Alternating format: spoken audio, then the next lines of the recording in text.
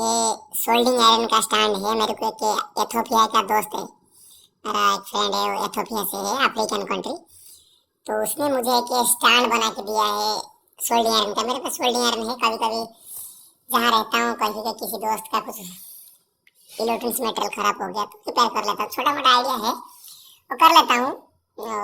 बचपन से थोड़ा बहुत देख के सीख गया था। जहाँ जहाँ रहता हूँ, आज को जितना साल हो गया मैं बाहर रहता हूँ, तो साथ में ये रहता है, मैं यूज़ करता हूँ। मगर कभी ऐसा वाला स्टैंड नहीं बनाया था पहले। ऐसे ही कुछ आयरन का पीस लेकर आएगा, नहीं तो वुड का पीस लेकर आके उसके ऊपर रख रहा था। बट ये एथोपिया का जो फ्रेंड है उसने बना के दिया, एकदम मस्त स्टैंड है।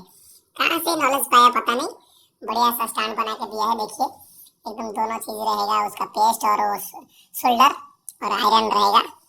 एकदम देखते कैसे निकलता है, मस्त है।